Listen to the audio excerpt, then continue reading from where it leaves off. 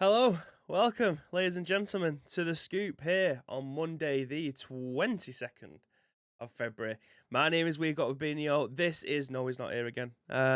Graham is having work done. The dildo den is still being built in his house, so he can't access his PC pretty much. So it's just me again for today. Hopefully, I will, try and bumble my way through the news. I've already eaten my Pop-Tart, so there is zero chance on me choking, apart from if I end up, regurgitating, but the chances are that's not going to happen because I'm fat and everything stays digested.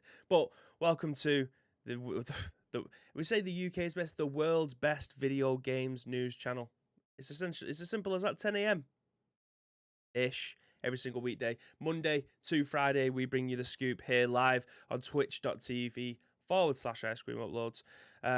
And usually there's two of us that give you the news. It's all a good time. Graham can read. Bibby can give some thoughts and feelings. You guys in the chat all give your thoughts and feelings because this is streamed live once again on twitch.tv. Then broken down into a little podcast segment, which is put onto YouTube, then onto your... Got my chapstick. Then put onto all podcast services, including your favourites, Google Play, iTunes, Spotify, and SoundCloud. So... it's a nice little package that you can just digest. Usually it's about an hour, but it's usually like an hour and a half. And then if I do it, it's like 40 minutes because it is been crowned the dollop by you guys that are in the chat. Let me pick my chapstick up because I have the driest lips in the world and it's going to be required. And I'm running over it. This is an absolute fucking nightmare. This is a genuine nightmare. Why does anyone let me do this? There we go. But you podcast listeners, I have absolutely no idea what you guys think, but... we enjoy it. The rest of you guys that watch this live enjoy it. So that is all that matters. Let's usually start off how we usually do it. Bib, what did you get up to this weekend? Well, Graham, I participated in a gangbang last night. Live on the channel, we played some eFootball PES and got fucked by 11 blokes on a pitch. Was it 11-0? We ended up getting beat, Graham, over the two legs on aggregate. 11-0, I think it was. We didn't even have we had one shot, and it was literally a volley from, I don't know, 40 yards out, maybe. Something along them lines. But yeah, Graham on Saturday, I think it was, did a breakdown video, like an unboxing of all of our new Elgato stuff. So as you can see here, my voice is crystal clear, sharp, and crisp than it's ever been. And Graham did the same. He unboxed his new Elgato Stream Deck XL, brand new Wave 3 mic, pop filters, and obviously we have got green screens as well, but Graham couldn't get it up, basically, because his room isn't big enough. Steel Banzai says, yes, baby, we got smashed in. Ice Cream Upload says, maybe. Yeah, it wasn't pretty viewing. I mean, we made the best of a bad situation. We played against the finalists, regional finalists in Fish and Pirate that are phenomenal PES players, and we just got battered. Simple as that, really. But as I said, Graham did a stream on Saturday where he unboxed all of our new Elgato stuff. The streams will never look and sound better than they already are doing. He had his eProt cam on as well, so he's using his phone, showing off like a proper unboxer. Do you know what I mean? He had all the cameras. But yeah, that was Saturday and Sunday. I started Borderlands last night. Morning, Coolan. How's it going, pal? Gary says, Graham having another day off, taking the piss, this bib. I know, mate. You know what I mean? I'm trying to hold down the fort. I'm not doing a very good job of it. I'm the gaffer tape over the earthquake crack in the wall. But yeah, I'll carry on doing my best. Hopefully, we'll be back tomorrow so this show can actually be worthwhile listening to. Should have said I started Borderlands 3 last night as well, says NX. Yeah, I started it. I probably played it for like 2 hours while me and Graham was online speaking to each other while he was testing his mic. He was like, how does this sound? Does this sound better? Do I sound closer? Do I sound further away? Do we need to duplicate this? Okay, 1 second. Dead silence. Because he's opened up an application that's just completely broken all of his audio sources. And then I can just see him looking at the camera doing this. And I'm like, I can't hear you, mate. Sorry. But yeah, that was pretty much my weekend. And essentially most of Graham's...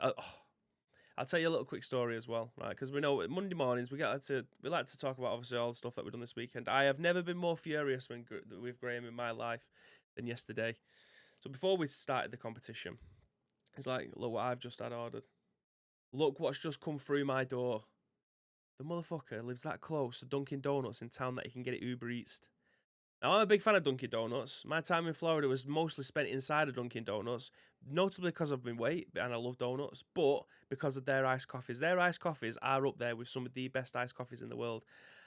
And that motherfucker gets them delivered to his front door, which I am absolutely fuming about. So he's like this, way into the camera. That's a great move, by the way. If you've ever seen him stream and he does his way, it's all about the shoulder movement. It's not just about the voice and it getting pitched higher. It's all about the shoulder movement. So he comes in way with his donuts and his iced coffee, absolutely fuming. So, yeah, a little bit annoying. George says, reckon you're a City fan. What give that away, pal? What give that away? You can't put the shirts behind me. Or the massive Noel Gallagher and Liam Gallagher Oasis poster with the City shirts on. I'm a West Brom fan. Steel Bonsai says the shake that he had looked amazing. I know, mate. I know. It honestly, it proper breaks my heart that he lives that close. We have some pretty good places, but it's not Dunkin' Donuts that close to me. Which is unfortunate. But anyway, that's enough ramblings of a madman. Let's get into the news. Doesn't quite work when I say it, does it? So we've got 4 news stories today. Most of you would have seen the advert that we posted on social media, whether or not it be on Twitter or Instagram. Today's news stories are pretty decent, to be fair, in each of their own right. Gaggad said City and Birmingham City? Absolutely not. Absolutely not. I mean, the Mancunian accent is so much better than the Birmingham one anyway. I'm not even going to try and do it because it'll just probably offend most of the people. Pick in the Scoop Discord for anyone that wants to see my donuts. No, I'm not opening that up. And to be fair, I don't even think I've got the scene to be able to open it up, to be fair. This is why you should be driving this. You can show everyone. I just literally stick my camera on and go, hi. My microphone's on, innit? Right, yeah, so as you've seen on our social media profiles, we have got 4 news articles today. Most notably, this is an absolute belter of an article because just when you think that the Apple situation couldn't get any better with versus Epic Games with the old Fortnite thing, they're trying to drag Valve into it as well. Whew, PC Master Race Unite. Here we go. Let's hope this works. Things you love to see. This stream, by the way, is all being directed from the Stream Deck. Again, this could break. I have tried my best to try and get them all sorted out over the weekend. I have no idea. But this has been written by Tom Ivan over at VGC, and it states, Apple is attempting to drag Valve into the Epic Games lawsuit. iPhone firm wants details on every product on Steam, but Valve is pushing back. Now, I have a very small, brief feelings about this, and I will tell you at the end of the article in case it answers it in it, because I've only read a little bit of it. But I'm on the fence with this. Anyway, Apple is attempting to drag Valve into its Epic Games lawsuit by demanding that the company hands over Steam data to help aid its case. Epic and Apple are engaged in a legal battle over the Apple Store fees, which kicked off in August 2020 after Epic moved to circumvent Apple's rules with a new direct payment option for Fortnite, leading to the game's removal from the platform. It's now emerged that Apple's subpoenaed. Hey, see what I mean? My English is coming on, boys. Let's go. Valve in November 2020, demanding that it provides significant amounts of commercial data about Steam sales over multiple years. This is despite the fact that Valve points out Fortnite is not available on Steam and Epic has publicly and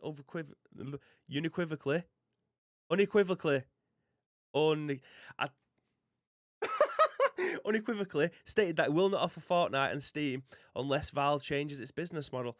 As revealed in a joint discovery letter spotted by PC Gamer, Apple is seeking a range of commercial Steam data to use in its case against Epic. Bacon Chin, thank you very much for the bits. Sorry, I keep on hearing like a squeak or a... I think it might just be outside. I think that's what outside sounds like. There's like birds chirping. Easily distracted. It argues that the requested data is relevant because Steam is the dominant digital game distributor on the PC platform and its direct competitor to the Epic Games Store. Apple argues that because this information is historical and doesn't detail future plans or involve strategic assessments, there is no substantial risk of competitive or economic harm in providing it. Despite claiming that its request is very narrow, the data Apple is seeking includes the names, prices, configurations, and dates of every product on Steam, as well as its detailed accounts of how much money Steam makes and how it's distributed. Apple argues this information is necessary for its case against Epic. It is only obtainable from Valve. It does not raise any risk of competitive harm. However, in its counter-argument, Valve's attorneys say that Apple's demands would require an overwhelming amount of work to meet significant cost, and ultimately it would be of little or no value, as Valve does not compete in the mobile app market at issue. Valve claimed that it's cooperated with Apple's request to a reasonable extent, but it is unwilling to meet outstanding demands for further commercially sensitive data.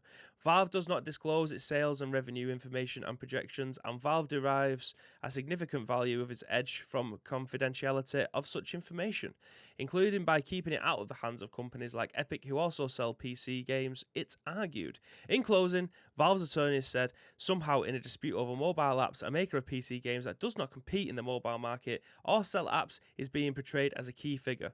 It's not. The extensive and high confidential information Apple demands about a subset of the PC games available on Steam does not show its size or perimeters of the relevant market and would be massively burdensome to pull together. Apple's demand for further products should be rejected. Interesting. So, thoughts in the chat. My thoughts are, it seems like Apple is trying to throw its weight around, if I'm being totally honest. I think they're trying to not scaremonger Valve into helping their case against Epic. If Apple are trying to get Steam or Valve to provide all of their information, for me, it kind of makes me feel like their case against Epic Games is either failing or it's just not strong enough, and they want to bring a third party into it to try and, make it a little bit more one-sided, because at the moment I think it's probably swinging over to Epic Games. I mean, we have been talking about this news article on this channel since its inception, really. Ferno says, good morning, sir. Bacon Chin, bits for the bib. Thank you very much, my friend. Appreciate it. So, yeah, I don't understand how they think that they can that this information should just be provided to them. Like, it's well within their legal right to have access to this. I don't know whether or not there's something that... Yeah, I'm not sure how data like this is usually distributed. I mean, to be fair, there's a lot of shit on the Steam on the Steam client, so trying to wade through all of that shit to try and give information to Apple probably isn't worth their time. But like they said in this, they don't make mobile games, so I don't understand why they think that they are, obliged to have this information given to them. I don't think it's written law that they have to provide this information. I mean, they've probably helped them out too much, as it says in the article. They've already started to help them. They've already been very cooperative with them. They've given them information that could help them. But why should they spend all of their time in a case that they're not actually being dragged into, or the cases against them? That just feels strange. Ferno says, no G-Dog today, Nat. Let's get Bibby down to the golf rabbit hole. Not yet. Maybe later on. Fatman Dave says, if Graham was there, he'd be in person, waved under your nose to show off the donuts. I mean, he's done it to me when we were kids. He'll sniff them and describe them like a fine wine. He was doing that last night. He was doing that yesterday before we ended up playing in that tournament. So no doubt he would have been doing that again today if he still had any left. But back to the article. Yeah, I don't understand why they've asked Valve. It just feels like they've tried to bring in another heavyweight, another juggernaut into the fact that into this lawsuit to try and give them a bit more just a bit more. What's the words I'm looking for? A bit more clap, shall we say? I'm not live because I'm on the way to Bib's gaff with my Dunkins. That's a lie. There is no chance. Do not get my hopes up like that. There is no chance. I mean, I would absolutely I'd just take the camera and point it there and I can see you waving at the gate, but that's not going to happen, is it?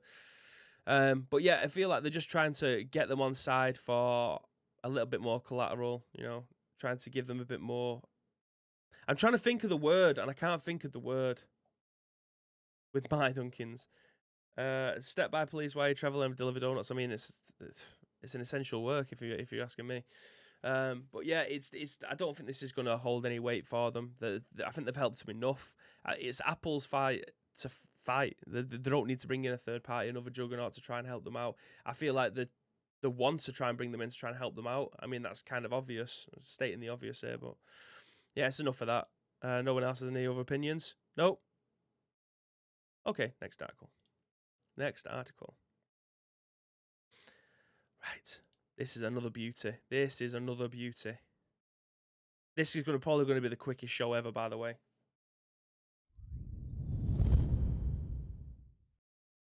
Boom. Written on the gamer. Bye. I can't read that. VASPAAN DASTOOR. Did anyone see that video that I posted this weekend of that bloke trying to pronounce words? That this is literally me every single day trying to read English. It just doesn't come naturally to me. But anyway, even the primary investor behind the GameStop stock, there we go, that's like Xbox boss. GameStop stock incident barely understands it. During the congressional hearing, Keith Gill said that even he doesn't fully understand the GameStop stock incident. See how I can blast through that and then I can't get words right. Ugh. The GameStop stock speaking at several times in initial value may have been something of a phenomenon, but it hasn't ended yet. Speaking during the congressional hearing, Keith Gill, one of the prominent Reddit investors, said even he didn't understand how last month's events unfolded.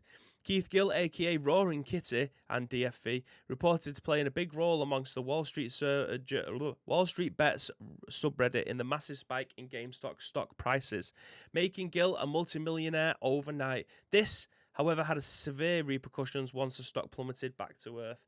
It's alarming how little we know about the inner workings of the market, and I am thankful for this committee is examining what's happened, he said.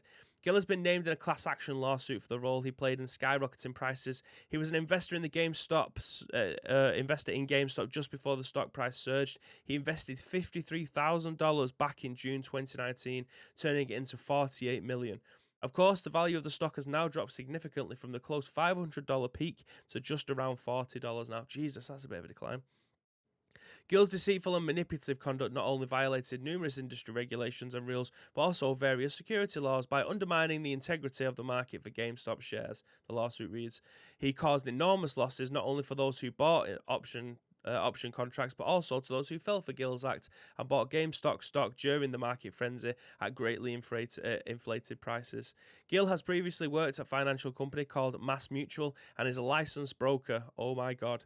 How the plot thickens. Although Gill, Robinhood CEO Vlad Tenev, Mel Capital CEO Gabriel Plotkin, and Reddit CEO Steve Huffman were also summoned to the congressional hearing. In all seriousness, the hearing will be held to see whether or not it was an act of terror to the hedge fund like Marvin Capital, who shorted the GameStop stock and had been bailed out, or just plain coincidence. Gill has his testimony while seated in a gaming chair using a streamer microphone. He even said he's not a cat, referencing the video of the lawyer attending a Zoom conference with the judge in the kids filter on. What? At very least, Gill's meme game is strong, just like the cat hanging in the background. Okay. So, Madge says, oh, okay. Sorry, Madge, I completely missed that. I'd already moved on to this new article by then. But Madge says, morning seems like Apple are wanting financial revenue information to see what Epic's main competition is earning to try and predict what they are expected to lose out on. You see, I agree with that to an extent, but the fact that Steam don't have or hosted Fortnite on their platform are making mobile games makes zero sense for them to try and get into that information. So that's where it kind of falls down for me. But yeah, I agree. They're trying to see how much other people are making and then see where they can try and get into potentially. But I think they're going about it the wrong way as per. But back to this news article then. So this fella here, I think, according to this article, is the one that started to spark the massive surge in GameStop prices. Now, with that in mind, if this bloke invested £53,000 in 2019 and then it only just come into fruition last month, is that playing the market? I have no idea. I'm not really. I mean, You wouldn't think it, or after the explanation that I give of potentially why this keeps on skyrocketing a couple of episodes ago, but I don't know. I probably had the idea that he was saying no until I found out that he was an investor. If he's if he's on Reddit all the time and he's giving out information and stuff like that and potentially trying to sway the market, I think they may have a case there, if I'm being honest. If he ended up making £45 million off the back of a £53,000 investment 2 years prior, and then you end up going onto Reddit and then sparking a massive frenzy by saying, "Oh, look, it's starting to go up. We can bet against these people, and all the hedge funders are going to lose all of their money if we end up putting all of our money into this. They'll end up losing all their money, but at the same time, I'm going to be making millions." I can see why there's a case there now. This is starting to become a little bit clearer because none of us was I mean, I'm talking on behalf of you guys that are in the chat, but I have no idea what all of this is. He claims that he has no idea, yet is a stockbroker. So, I'm not too sure. I think it was definitely a plot for him to try and make as much money as he can as fast as possible whilst taking out as many people as he possibly can, regardless of whether or not they're massive companies that have invested all their stocks into making hoping that they fail so that they can, insure against themselves. Yeah, it does seem a little bit fishy, if I'm being honest. But again, if any of you guys that are in the chat have an opinion on this, because I'm seeing no replies, so I'm moving on to the next article. Do you know what I mean? Apart from you, Madge. You know what I mean?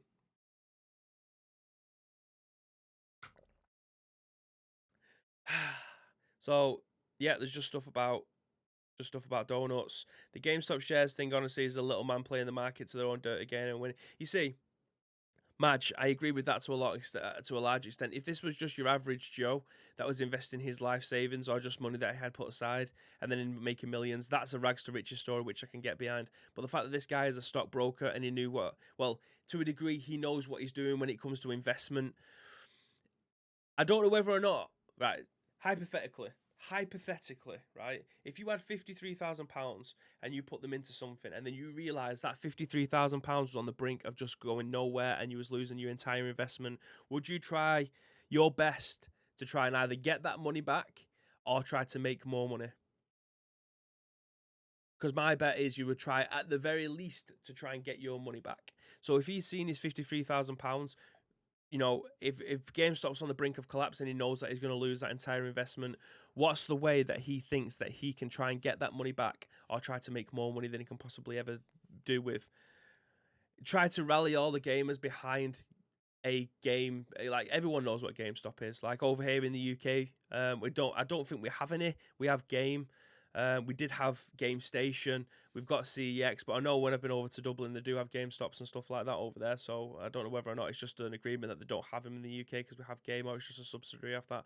I'm not entirely sure, but everyone knows what these are, and it's the brick and mortar stores, and there isn't many left, and people just have that little nostalgia feeling to it, and they're willing to put in, I don't know, $30, $40, and then the big spenders will come in and say, okay, I'll drop in $50, and the price goes up then to $90 a share, and then people think, actually, I've got 200 quid spare, I'll put my £200 in, and then eventually it goes up to $300. This guy's then thinking, actually, I'm starting to get my investment back in, my £53,000 is starting to become a reality again, I'm going to start to get that money back, and then he posts it onto Reddit, and then he says, we need to try and save these stores.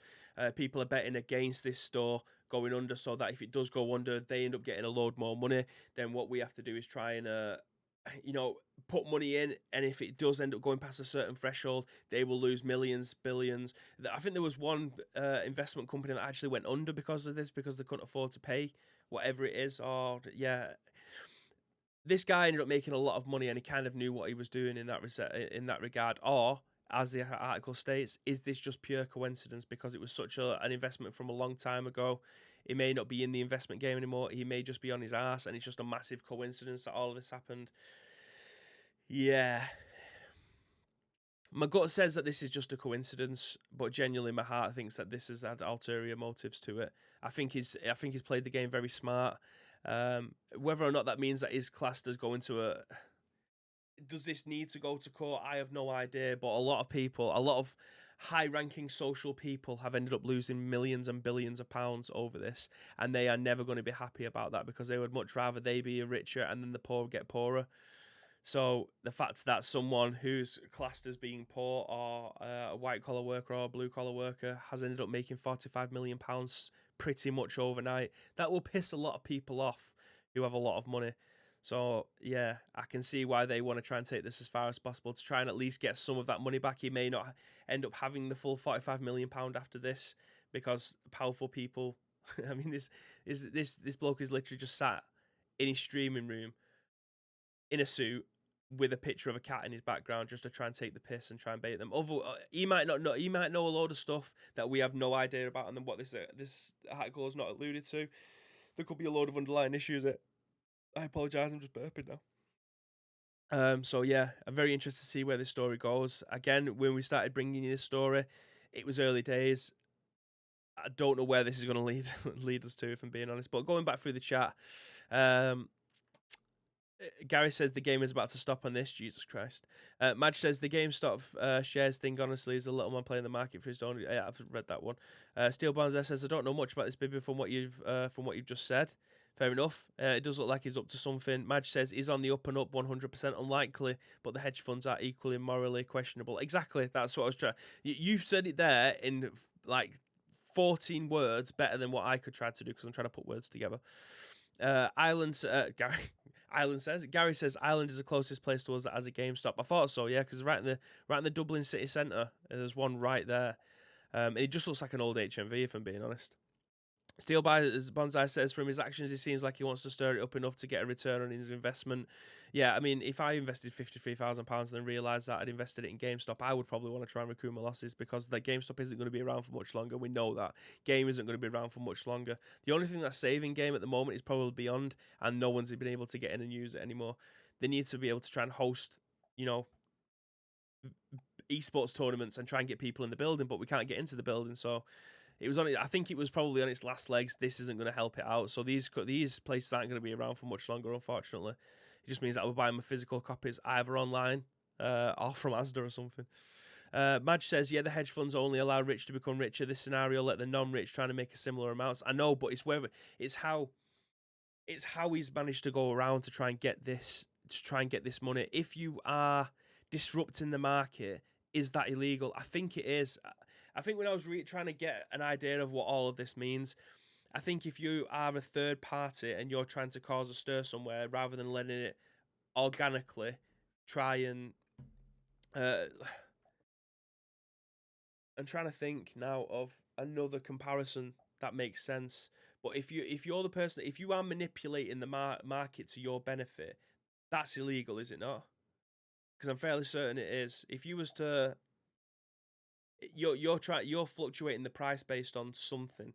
But I mean, if you don't want the rich to get richer, then surely you can do something about that. You vote with your wallet. If you don't want something to take place or to continuously happen, you vote with your wallet. And I think that's what people have done with this. So I think that's kind of the grey area. You can see I'm flip-flopping between my thoughts and opinions here.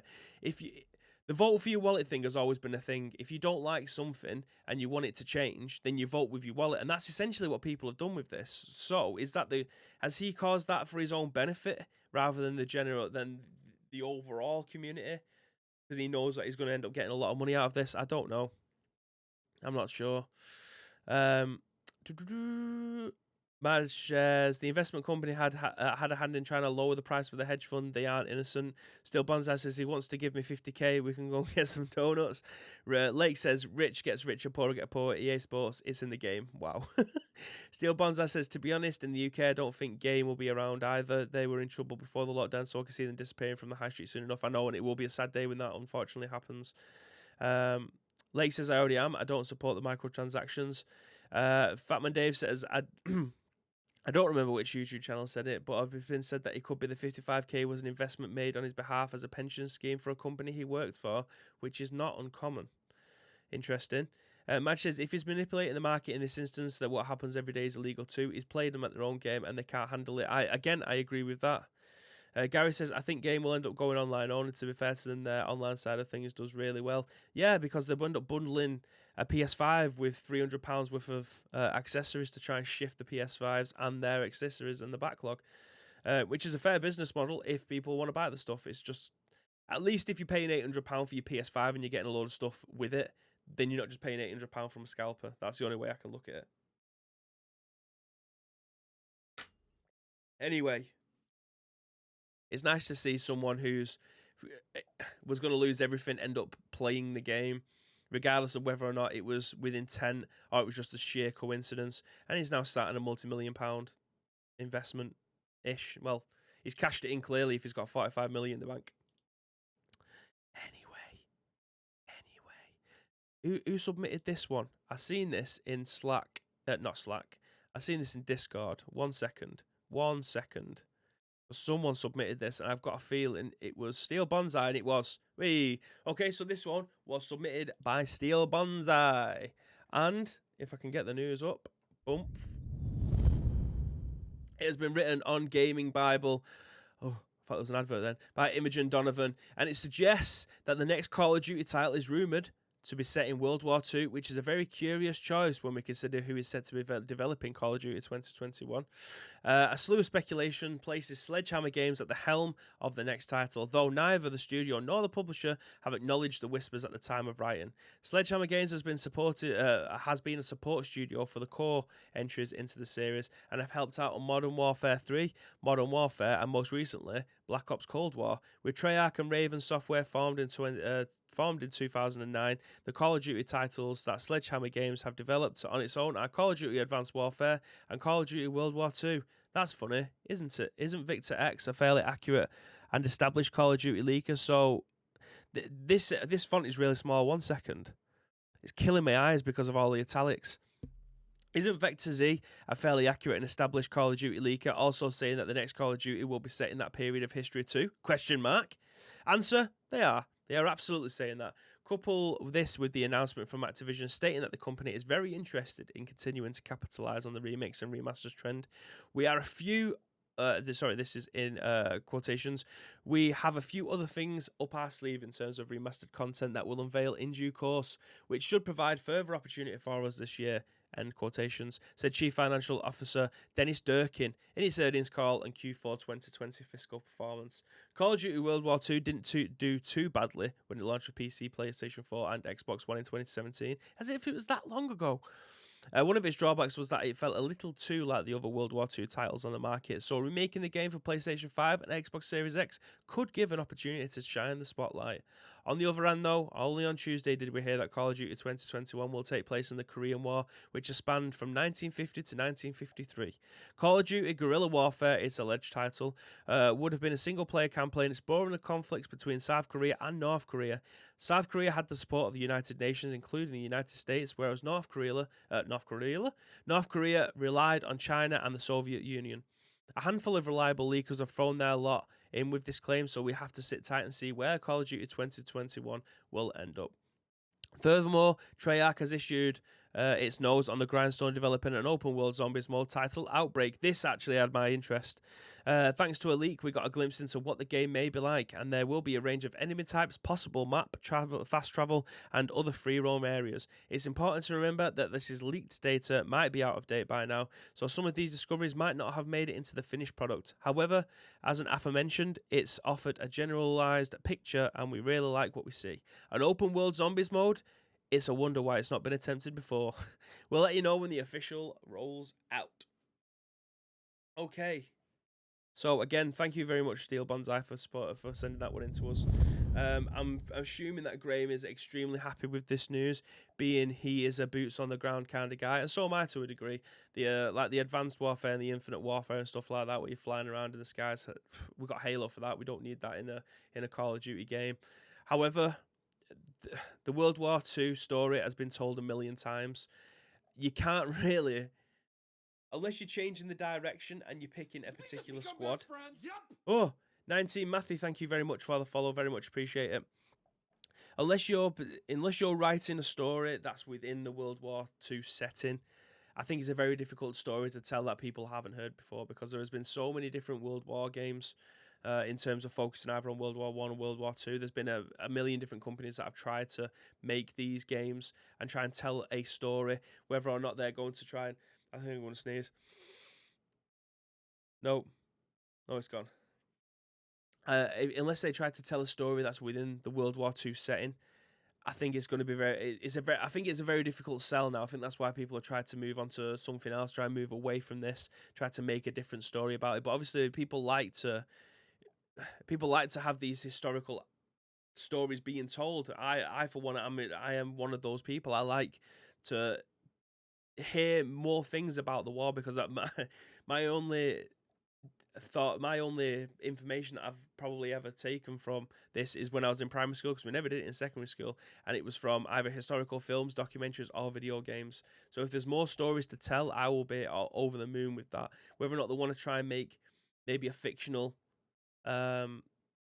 story within the World War II setting, of maybe it's very much like the Saving Private Ryan thing, then that'll be amazing, just to give us an area within the war, but maybe it wasn't...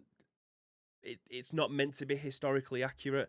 It's just a game that's set in that time period. I think that would be quite cool. But I'm all down for boots on the ground, and not infrared guns and stuff like that. Just give me something that's within that time frame. I think most people will probably be happy as well, rather than trying to tell the same story every single time. Let's have a look then. Let's have a look. The chat is starting to pop now. Thank you very much, guys. Silbans says, Gary Clark, yes, agreed, although I will miss going to stores because that's where the only shops have access to CEX in game. I'm exactly the same. We've got one in Denton, so CEX and game are both in the same precinct. I probably spend more time in CEX because the games are a lot more affordable. And I'm not bothered about buying second-hand games. Gary says, me too, mate. I would hate seeing them disappear from the high street. It's not looking good for them. Gary also says, going back to the World War II is my kind of jam. Steel Bonsai says, I've noticed that over the last couple of years in my local store, the lack of customers in there. Madge says, my prediction is that some shady stuff in his past will unearth, regardless of if it's true. He'll get sued and forced to settle using his gains. This unlikely to walk away with the money one way or another. Yeah, that's in terms of the story that we just read about the investor in the GameStop scandal. Can we call it scandal? Is that defamation of character? I don't know. Steel Bonsai says, I remember my teen years, game stores were always packed, especially on new releases. I agree. We talk about it all the time, but midnight releases are a thing of the past, which is unfortunate because I used to love those. Gary Clark says, mine is always pretty busy, to be honest, but it's a case of a shopping centre. Yeah, if it's in a convenient place like a shopping centre, then I think they'll end up surviving, but being on the high street, I don't think it will. Lake says, too bad COD World War II was very COD-like. It was okay, but just only okay. Medal of Honor is far from another planet in comparison. I agree. The Medal of Honor games, obviously we've started to get one on VR, but I always thought Medal of Honor told a better story. It's like the James Patterson character. I don't think he was a real character, and it was just set in the World War times. Like I don't know of many stories where someone has had to dress up as a Nazi and use papers to try and get through doors. Like, that was something that happened in Medal of Honor all the time. You'd just get up in a different costume, show some papers to get through the door without even speaking. Don't think that ever happened, but it was set in that time period. And then at the end of each level, it would give you like a breakdown of more information about that particular time period. It was, again, it's a shame that we don't get to see those games that often anymore. Steel Bonsai says, although COD World War II wasn't as good as I thought it was going to be, I'd like to see him have another go at it. I love Battlefield games and I still play them now. Gary Clark says, North Korea is where Robert Kopp is. I agree. Steel Bonsai says, happy to help. Let's go. Although it's my opinion that Battlefield is a more realistic field over the Cold War. Yeah, I agree. And I think a lot of people will probably echo that in the chat as well, if I'm being honest. Gary Clark says, I would much rather have them tell a story within a story about part of the history that happened rather than some generic over-the-top war featuring jetpacks. Agreed. Madge says, Activision could tell any war theatre story, but these ones are sexy commercial viable. That's why World War II is so popular. Yeah, I mean, we've definitely had more World War II games than World War I. Why that is, I don't know. It's probably to do with Hitler itself and how he was. Like, I don't want to use the word villain, but it's essentially what he was. Yeah, it's having something like that in a game will always make it commercially viable. It's a tale as old as time. It doesn't need to be told again because we already know it. I'd like to know more areas about it rather than just, trying to take him down. It just makes, for me, that makes more sense. Tell more stories. We want to get more stories. That's why the 6 days in Fallujah, albeit it's a very recent war, and it's a war that I think it is still being fought in certain areas. We haven't heard that much about that. So if they make it very tastefully, that could be a very good game in terms of an educational tool. And I think that's what a lot of people look for. I mean, a lot of people are now just looking for the multiplayer aspects and then the maps that come with it. But for those people that are probably my age or a little bit older, these games were a form of education, can we say, in quote marks? It was, you got most of your information from these because when the first Medal of Honor came out, when did the first Medal of Honor came out? I bet I was 8. I bet I was around that. Medal of Honor PS1. What year was it when it came out? 1999. So I was 8. I was 8 when this game came out. So I was still learning about this stuff in primary school, as well as playing this game with my granddad. It's because he was obviously around when all this was kicking off. So yeah, learning stuff like that, either through video, game, or in school, it's just another educational tool. Again, it always has to be done tastefully. It can't just be a game like Bulletstorm and then it's just set in World War. It doesn't make any sense to be able to do that. But yeah, as long as it's done tastefully, it's always, from my standpoint, it's always good to be able to try and learn a little bit more. Whether or not it's going to be a fictional character set in the World War II setting, I don't know. The thing is, we've had 1,000,001 different war films, haven't we? So I don't understand why video games always seems to get the bad rap when it comes to stuff like that. I don't know whether or not it's because you're portraying a character within the game and you can do a lot of things to an extent. I don't know, but yeah, it's always nice to have an educational tool, in my opinion. Steel Bonds, I said if COD could also have them, COD were pretty damn good. Match says, personally, I'd be interested in a game where it's from the French point of view, starting from the outbreak in the Blitzkrieg, defeat occupation, turning into a stealth game as a resistance movement. Again, what was that game called? I'm just saying this. What was it called? Was it called The Saboteur? I don't think it was. It was a game along those lines. I can't remember what it was called, but it was very similar to that kind of thing. But yeah, I agree. Steel Bonza says, because it needs to have more destruction in them, which is why I still like the Battlefield stuff. Saboteur, was that what it was called? Did I actually just get that right? Because I was literally digging the very back of my brain there. Have a look. Was this? It was a 360 game, wasn't it? Yeah. Oh my god, as if I got that right. Hey, what a freaking legend. I mean, I don't know why I'm celebrating it, but I literally had to rack the back of me brain there to try and get that. Woo! I've been around too long. Anyway, we've got one news article left for today. And it's one that made me laugh anyway. Because it does affect us to a large degree, if I'm being honest. And I'm glad it's affecting the higher ups as well. Written on Eurogamer by our friend Wesley Yin-Poole, Twitch replaces Metallica rocking out at BlizzConline with generic music to avoid DMCA takedown. Banter. Twitch replaced Metallica at the end of BlizzCon's opening ceremony with a generic royalty-free music to avoid DMCA takedown with hilarious results. Soon after, James Hetfield and co-started rocking out, the lever pullers at Twitch replaced the band's music with a plinky tune in an apparent bid to avoid potential takedowns. Did anyone actually see this? Did anyone see the clips that was getting put around? I did see the one from Slasher, and it sounded like something that you would get in the Zelda game. It sounded mad. Anyway, this occurred as a Twitch the Twitch gaming channel, but it did not occur on other Twitch channels such as Blizzard's own, and it did not occur on the live stream of Blizzard's YouTube channels I was watching at the time. It seemed Twitch did not obtain the music performance rights Blizzard obtained for its channels, and so felt it prudent to replace Metallica on its official Twitch gaming channel, which it bubbled up to Twitch's front page. Skip to the 1 hour and 11-minute mark in the video below to see the transition. As you'd expect, the chat is on point. Update, it appears Twitch has pulled the BlizzCon VOD from his Twitch gaming channel. The video shows what happened. I don't want to click this because we will get DMCA'd. The Digital Millennium Copyright Act takedowns over music Twitch has been a source of frustration for streamers after a wave of bans issued in 2020. In May 2020, representatives of the major record label started to send thousands of DMCA notifications each week to Twitch that targeted creators, archives, and mostly snippets of tracks in years-old clips. In November 2020, Twitch warned streamers not to play recorded music on their streams and suggested that they review their historical VODs and clips and deletes any archives that had music in them. Would Metallica's own record label have issued DMCA takedowns over the band's live, official, sanctioned performance on stream? It seems a silly question to ask, but from the looks of things, Twitch didn't want to risk finding out. Metallica's involvement in this is also interesting because of the band's history with DMCA. In the early 2000s, Metallica sued Napster for copyright infringement, paving the way for DMCA as we know it today. I haven't read the word Napster in what feels like a very, very, very, very, very, very long time. Has anyone heard that word Napster for a while? It seems very old school. Well, it is. It was back in the LimeWire days for those of you that remember that.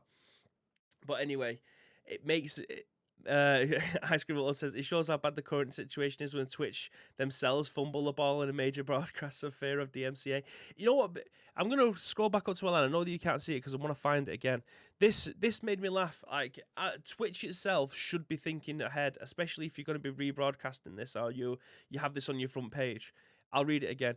This occurred on the Twitch gaming channel, but it did not occur to the Twitch channels such as Blizzard's own, and it did not occur in the. Oh, that's not the one that I'm meant to be reading.